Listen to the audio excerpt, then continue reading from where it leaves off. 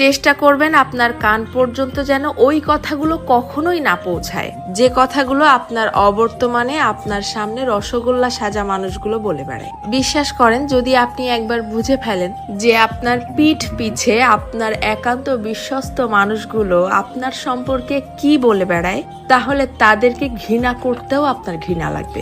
যদি আপনি বুঝে ফেলেন আপনার কান পর্যন্ত কোনো কায়দায় যদি কথাগুলো চলেও আসে, তখন আপনি এমনিতেই নিঃশব্দে মেনে নিতে বাধ্য হবেন যে আপনার আশেপাশে আসলে আপনার বিশ্বাসযোগ্য কেউ নেই। যখন কেউ আপনার প্রশংসা করবে, সেটা তারা কোনো রকম রিয়াকশন ছাড়াই চুপচাপ শুনবে। অথচ কেউ যখন আপনার সম্পর্কে খারাপ কিছু বলবে, সেটা দেখবেন যত দ্রুত সম্ভব এরাই মানুষের মধ্যে ছড়িয়ে দিবে। আপনি যতই ভালো হন, যতই তাদের হেল্প করেন, যতই তাদের সাথে ভালো মনে মিশতে চাওয়ার চেষ্টা করেন, কোনো লাভ নেই। কারণ এরা আপনাকে হিংসা করতেই বেশি পছন্দ করে।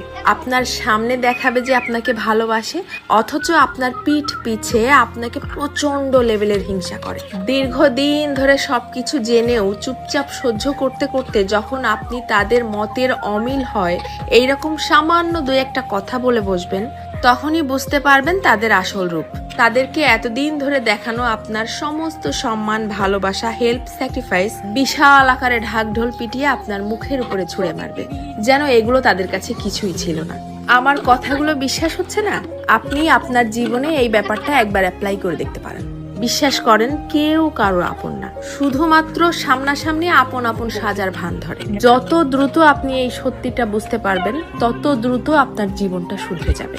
কারণ কেবলমাত্র তখনই আপনি সেই আপন সাজা মানুষগুলোর সামনে নিজেকে প্রেজেন্ট করা বন্ধ করে দিবেন। কারো কাছ থেকে কোনো এক্সপেকটেশনও রাখবেন না। জীবনটা হয়ে যাবে শান্তির। তবে মন খারাপের কিছু নেই।